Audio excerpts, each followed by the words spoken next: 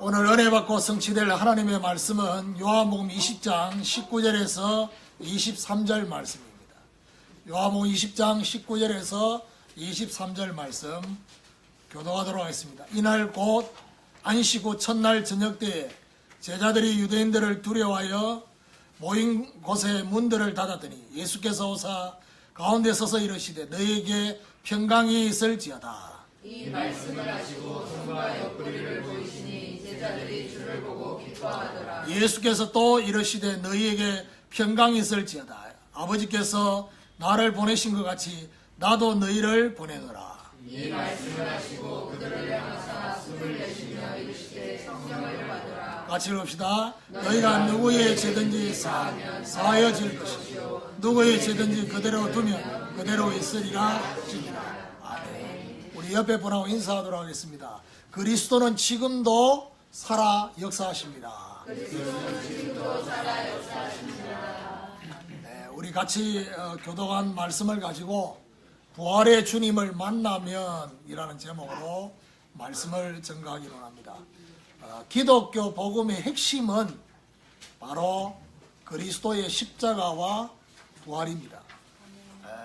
만약 부활이 없다면 바로 예수 그리스도의 탄생도 별로 의미가 없는 것이고요.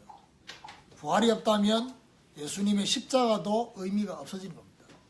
그래서 결국 예수 그리스도의 그 탄생과 십자가와 모든 것들이 가장 가치 있는 것이 될 수 있는 그 비밀이 바로 뭐냐? 그리스도의 부활이다. 그래 볼 수 있습니다. 십자가는 뭐냐? 십자가는 우리 인생의 근본 문제, 또 영적인 문제, 모든 문제를 해결하기 위한 것입니다. 그렇다고 한다면 부활은 뭐냐? 부활은 원래의 것을 회복하기 위한 것입니다. 원래 하나님의 형상, 원래 인간에 주신 하나님의 축복, 원래 인간에 주신 하나님의 권세를 회복하도록 하기 위한 것이 바로 부활이다. 세상 모든 사람들이 예수 그리스도의 부활 사건을 알고 있습니다. 그래서 오늘 저와 여러분이 부활주의를 맞이해서 부활 사건을 기억하는 것은 별로 의미가 없습니다. 왜냐? 불신자들도 알고 있으니까. 2000년 전에 있었던 부활 사건보다는 우리에게는 부활 신앙이 필요한 것입니다. 부활 신앙을 가지고 죽음을 이기신 그 그리스도의 부활을 가지고 날마다 부활의 주님을 만나야 돼요. 문제 앞에서, 사람 앞에서, 사건 앞에서 예상하지 못했던, 정말 예측할 수 없었던 여러 가지 그런 문제들 앞에서 우리가 사람을 접하고 환경을 접하는데 부활의 주님을 함께 접하면 달라지는 것입니다. 그래서 부활의 주님을 날마다 만나고 부활의 주님을 날마다 확인하는 것이 너무나 중요하다는 사실입니다. 오늘 참된 부활의 주님을 만난 자의 증거가 저와 여러분 안에 생겨나게 되기를 주님의 이름으로 축원합니다. 그럼 첫 번째로 초월하는 평강이 생기는 것입니다. 부활의 주님을 만나면 첫 번째로 생겨나는 것이 바로 초월하는 평강. 19절에 보니까 이날 곧 안식 후 첫날 저녁 때에 제자들이 유대인들을 두려워하여 모인 곳에 문들을 닫았더니 예수께서 오사 가운데 서서 이르시되 너희에게 평강이 있을지어다. 그리스도께서 십자가에 처형된 사건이 3일 전에 있었습니다. 그래서 지금 이스라엘 유대 전체에 굉장히 혼란스러운 상황이 있습니다. 그래서 제자들이 주님의 십자가 처형에 앞장선 유대인들 때문에 유대인들을 두려워하고 있다라고 했습니다. 그러면 사단이 주는 선물이 뭐냐? 사단이 주는 선물은 언제든지 두려움으로부터 시작합니다. 두려움을 저와 여러분 심령에 심는 겁니다. 예를 들면 어린아이가 어려서가 아닙니다. 어린아이가 어릴 때부터 밤에 불을 켜놓고 자지 않으면 안 되는, 그건 벌써 뭐죠? 심령의 두려움을 누군가가 심었단 말이에요. 그 누군가가 누구냐? 사단이. 제일 먼저 주는 선물이 바로 뭐냐? 두려움. 이 두려움 때문에 오는 결과가 뭐냐? 오늘 본문에 보니까 문을 닫았다 했습니다. 결국 두려움과 염려로 환경의 문을 닫고 마음의 문을 닫고 생각의 문을 닫은 상태였습니다. 사람에 대한 상처, 환경에 대한 상처, 이런 것들이 결국 나도 모르게 사람에 대해서 문을 닫고 환경에 대해서 도전하지 못하고 도피하는 문을 닫고 이제 그렇게 되는 것입니다. 이런 제자들에게, 이런 두려움 속에 있는 제자들에게 우리 주님이 찾아오셔서 너희에게 평강이 있을지어다 라고 말씀을 하고 있습니다. 자, 오늘 우리는 평상시 쓰는 세 단어를 잘 구분해야 됩니다. 편안이란 단어와 평안이란 단어와 그리고 평강이란 단어. 편안이라고 하는 이 단어는 환경에 따라서 좌우되는 겁니다. 환경이 좀 괜찮아지면 편안한 겁니다. 그런데 환경이 좀 어려워지면 편안할 수가 없죠. 예를 들면 좀 넓은 집에 살고 넓은 좋은 환경에 살면 편안하겠죠. 그런데 그렇지 못한 환경에 살면 편안할 수가 없습니다. 그 환경에 따라서 차이가 나는 겁니다. 그런데 평안은 다른 겁니다. 평안은 그리스도께서 주시는 것입니다.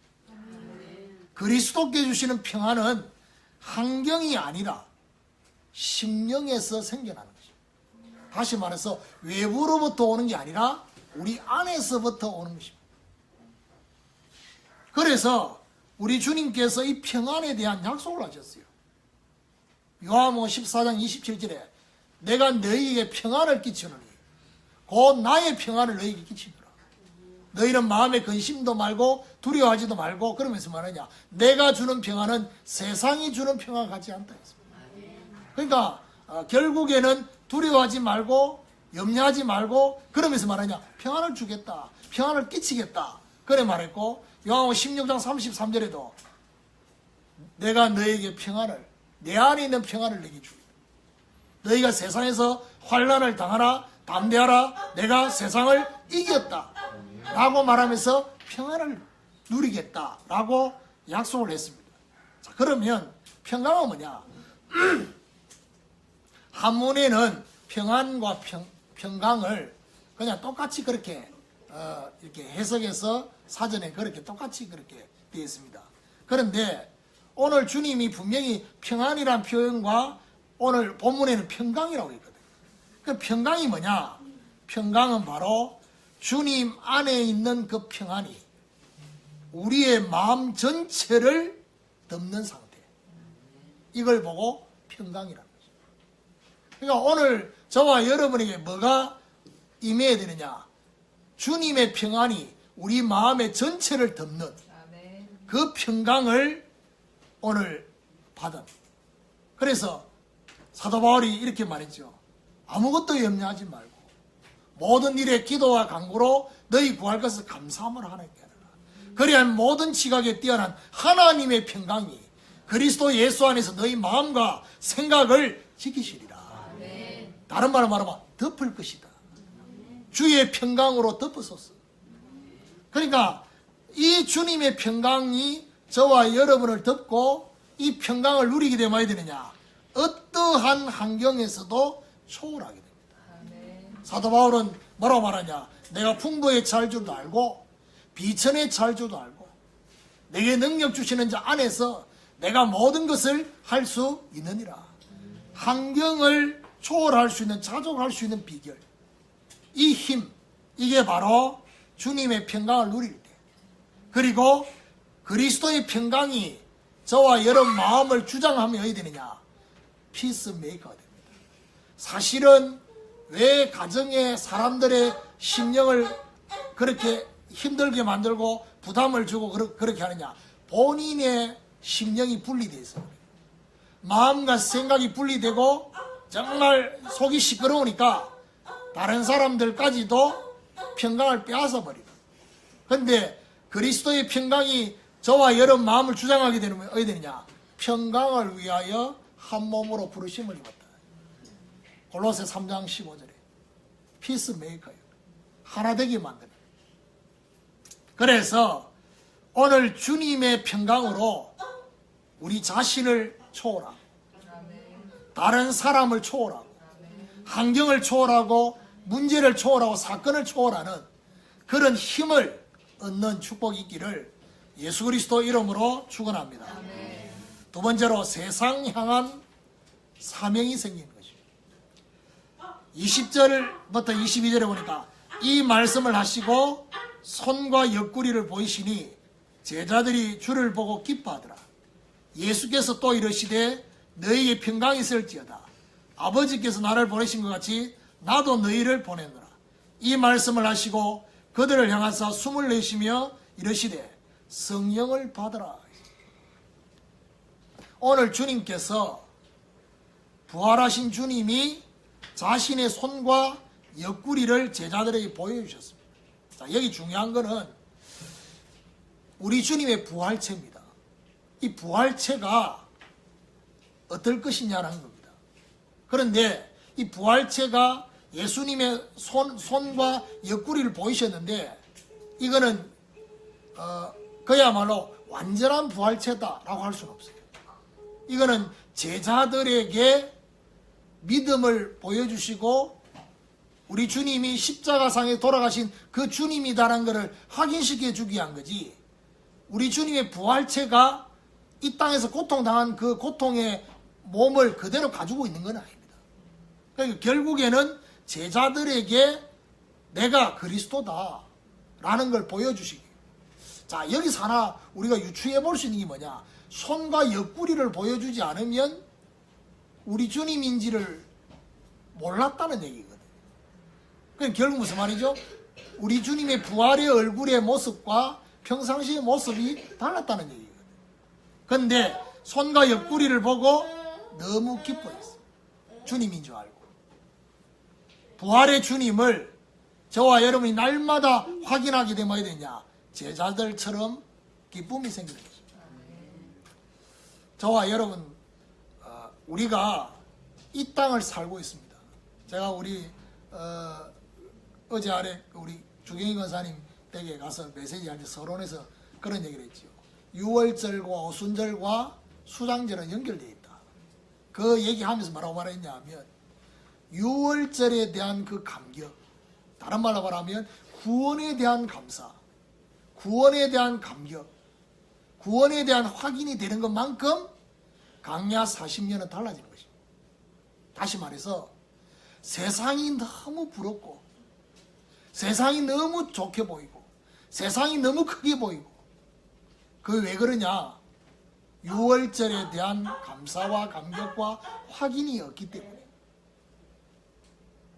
세상이 저와 여러분이 그렇게 부럽게 느껴지는 그게요, 세상이 전부가 아닙니다.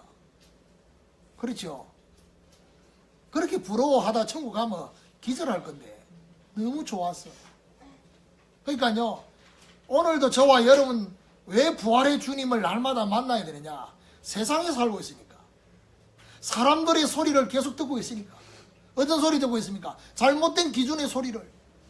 성공해야 되는 것처럼, 좋은 스펙을 가지고 좋은 대학을 가고 좋은 그렇게 가야지 미래가 보장될 것처럼 말하고 있는 거기서, 저와 여러분 그게 최고 가치인 것처럼 느껴지는 거기서 더 중요한 가치를 날마다 우리 안에서 발견하고 회복되지 않으면 세상이 너무 크게 보인단 말이에요. 그리고 나는 너무 작게 보이고, 그걸 뭐 메뚜기 자아상이라고. 가요도 있잖아. 그대 앞에 서면 나는 왜 이리 작아지는지. 세상 앞에 가면 내가 너무 작게 느껴지는. 우리 주님이 또다시 뭐라고 말하냐? 너희에게 평강이 있을지어다. 그렇게 말씀하시고 난 이후에 말하느냐? 아버지께서 나를 보내신 것처럼 나도 너희를 보낸다 했습니다. 이걸 보고 말하냐? 사명의 말씀을. 아버지께서 그리스도를 이 땅에 보내신 것처럼 그리스도도 우리를 세상에 보낸다 했어요. 오늘 저와 여러분 세상에 살고 있는 거하고 세상에 보냄을 받은 건 다른 거예요. 주님께서 보내시는 이 세상은 어떤 세상이냐? 구원을 하기 위한, 구원 사역을 위해서 보내신 것입니다. 예수님이 12제자를 부르셔서 뭐라고 말하냐? 내가 너희를 부른 것은 너희와 함께 있기 위함이요. 그 다음 뭐라 합니까? 또 나가서 전도도 하며. 주님과 함께하는 그 비밀을 가지고 또 나가서 전도도 하며 함께하는 사실을 말하는, 그리고 귀신을 어쩌는 권세가 있게 하려 합니다. 그래 말했습니다. 부활하신 주님이 제자들과 함께 40일 동안 어떤 부분에 집중하셨냐? 하나님 나라의 일을 말씀하셨어요. 그러니까 하나님의 나라의 일을 왜 40일 동안 말씀하셨느냐? 그건 간단합니다. 제자들과 중요한 예수님이 12제자뿐만 아니라 나머지 제자들에게 일일이 각자의 하나님의 나라의 일을 이루실 구체적인 천명과 소명과 사명을 각자에게 알려주시기 위해서. 지난 주간에는요, 우리 누나도 질문 많이 하고 우리 집사람도 질문하고, 집사람 뭐 성경 부활장 털어놓고 이렇게 사도행전 넘어가는 거 가지고 설명 이렇게 질문하고 이렇게 하는데, 어떤 질문이냐? 가룟 유다 죽고 난 뒤에 굳이 마띠아를 뽑아야 되냐는 거죠. 그냥 11명으로 가면 안 되느냐? 꼭 12명을 채워야 되냐? 그거는 바로 각자가 해야 될 맡은 일이 있는 겁니다. 각자가 해야 될 맡은 직분이 있고 역할이 있고 지역이 있는 겁니다. 그래서 세워야 되는 거예요. 그 말은 무슨 말이죠? 내가 볼 때 내가 아무리 부족해 보이고 아무리 다른 사람에 비해서 보잘것없어 보여도 하나님은 저와 여러분 각자를 향한 하나님의 나라의 일이 있다는 거예요. 누구는 있고 누구는 없고가 각자를 향해서. 그래서 여기서 우리가 알아야 될 게 뭐냐? 방금 얘기했죠. 세상에 살고 있는 것과 세상에 보냄을 받은 건 다르다고요. 그래서 여러분 사도라는 뜻이 뭡니까? 보냄을 받았다는, 보냄을 받은 자라는 뜻이 사도입니다. 그러면 저와 여러분은 세상에 어떤 존재로 나가야 되냐? 영적 사도로 나가야 돼요. 보냄을 받은 자. 한 주간을 살면서 저와 여러분이 세상에 보냄을 받은 자로, 저와 여러분이 이 자리를 떠나서 나갈 때는 보냄을 받은 자로. 보냄을 받았다는 또 다른 의미의 단어가 있어요. 그게 바로 실로암입니다. 저와 여러분의 현장이 뭐가 돼야 되냐? 실로암이 돼야 돼요. 보냄을 받은 자. 보냄을 받은 현장. 그냥 가는 현장이 아니라, 그냥 반복적으로 가는 그 직장과 현장이 아니라 하나님이 나를 보내신 현장.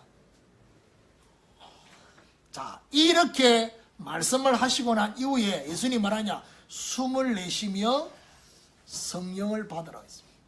결국 무슨 말이죠? 사명을 감당할 수 있도록 저와 여러분에게 성령을 받도록, 사명과 관계돼, 구원의 상태와도 관계있지만은 사명과 관계돼. 그래서 결국 뭘 말합니까? 성령의 권능이 저와 여러분이 임하게 될 때 땅끝까지 정인이 되는, 땅끝까지 영적 사도가 되는, 땅끝까지 영적 신뢰함의 역사가 일어나는 그런 역사가 일어나는 것입니다. 오늘 주님의 평강으로 하나님과 세상을 화목케 하는 그리스도의 사신이 되는 이런 사명이 저와 여러분 있기를 예수 그리스도 이름으로 축원합니다. 자, 세 번째로 인생 좌우할 권세가 생기는 것입니다. 인생을 좌우할 권세가 부활의 주님을 만나면 생겨요. 이게 어마어마한 겁니다.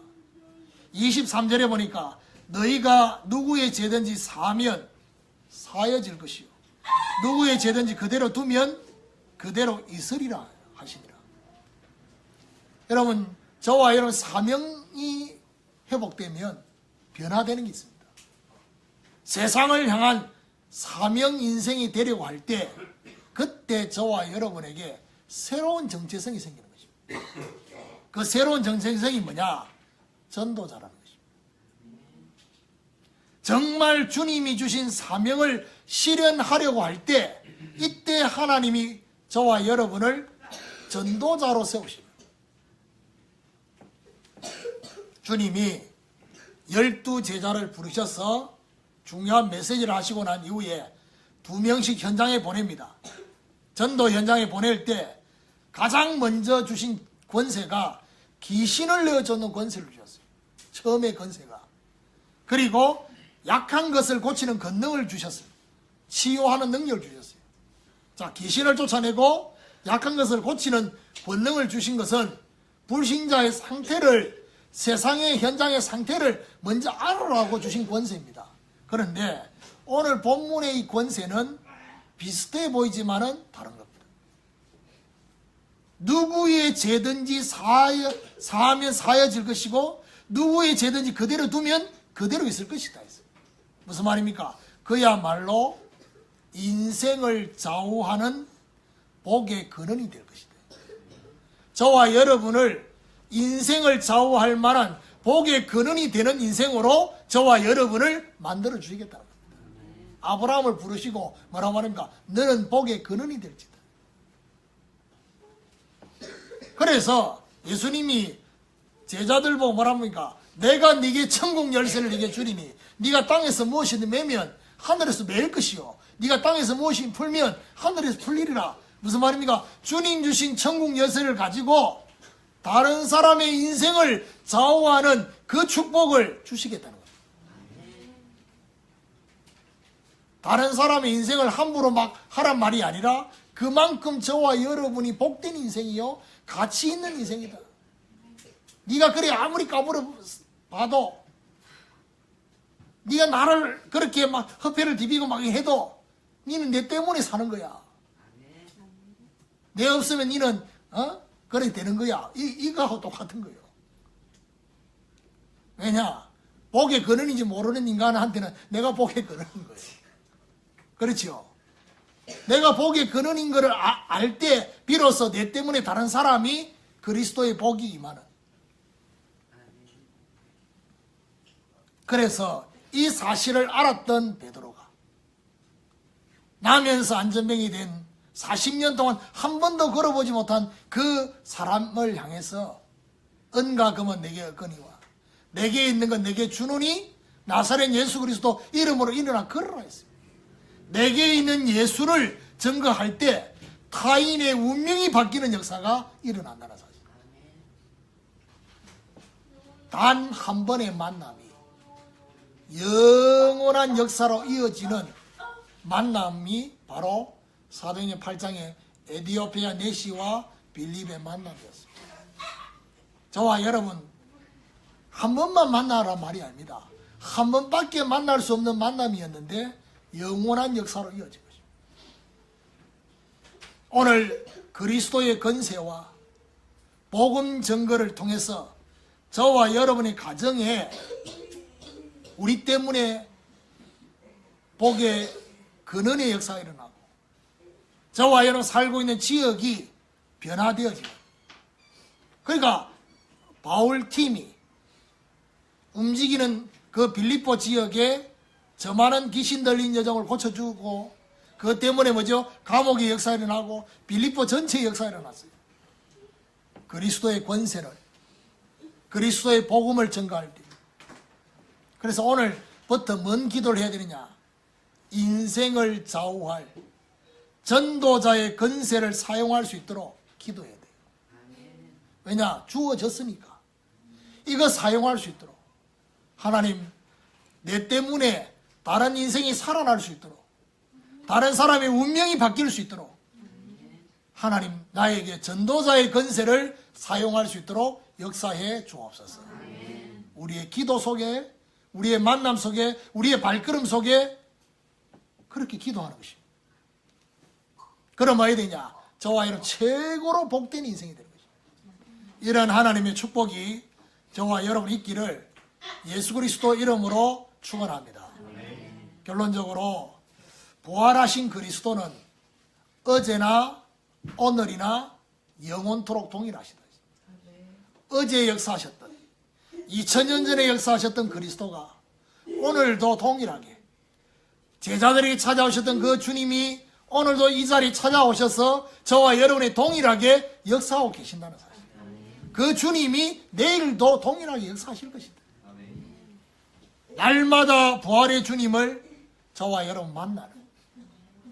자, 그러면 결국 어떻게 됩니까? 다메 세계에 나타나신 부활의 주님. 정말 부활의 주님 앞에 무릎 꿇었던 사도 바울처럼 주님 누구십니까? 주님 내가 무엇을 하리까라는 이 중요한 질문에 대한 답을 얻는 이것이 우리 자신과 다른 사람에게도 역사하시도록 기도해야 될 것이다. 사명 감당하는 개인, 사명 감당하는 가정, 사명 감당하는 교회가 되도록 기도함으로써 오순절에 임한 성령의 충만한 역사가 저와 여러분에게 나타나서 예루살렘과 온 유대와 사마리아 땅끝까지 확산되는 그런 역사가 일어나야 될 것이다. 오늘부터 날마다 부활의 주님을 만나는 저와 여러분 증인이 되어지는 이런 축복이 있기를 예수 그리스도 이름으로 축원합니다. 하나님 감사합니다. 부활의 주님을 만나면 초월하는 평강이 생긴다고 했습니다. 하나님 내 자신을 초월하게 하시고 환경을 초월하게 하시고 사람을 초월하게 하시고 문제를 초월할 수 있도록 주님 한 주간 동안 주님의 평강을 가지고 우리 주님 마음과 생각을 덮어 주시옵시고 세상을 향한 사명이 생긴다고 했사오니 영적 사도로 실로암의 현장으로 보냄을 받는 귀한 역사가 있게 하여 주옵소서.